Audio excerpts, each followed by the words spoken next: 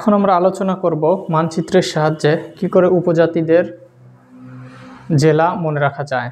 কেননা পরীক্ষাতে এটা আসে, প্রত্যেক বছর পরীক্ষাতেই এই জায়গা থেকে প্রশ্ন থাকবেই।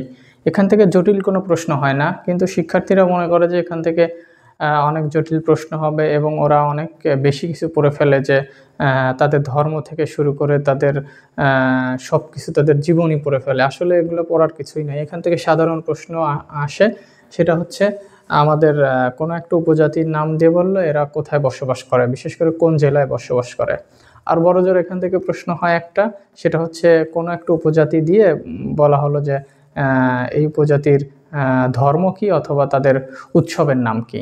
এই তিন ক্যাটাগরি ছাড়া কখনো প্রশ্ন দেখা যায়নি। তো এই তিন ক্যাটাগরির মধ্যেই প্রশ্ন হবে, তো এখানে দুশ্চিন্তা করার কোনো সুযোগ নেই।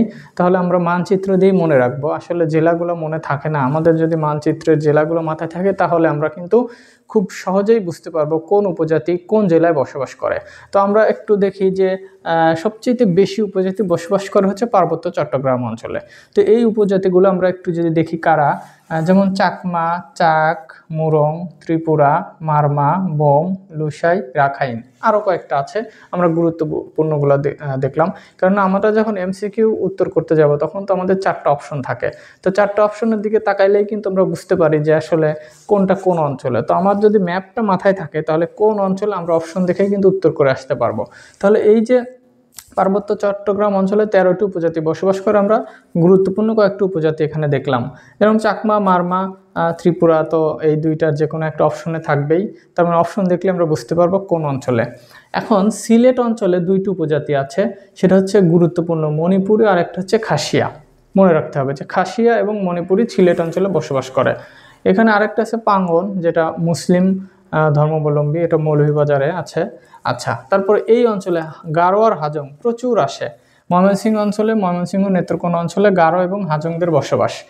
গত বছর হাজং আসছে, তার আগে গারো আসছে, মানে ঘুরে ফিরে আসে। আর উত্তরে আছে রাজবংশী, সাঁওতাল, ওরাও। এখন উত্তরে কারা? উত্তর হচ্ছে রংপুর, দিনাজপুর, ঠাকুরগাঁ, নীলফামারী, রাজশাহী, পাবনা, এই অঞ্চলটা। তাহলে এই অঞ্চলে এই তিনটা আমরা মনে রাখবো।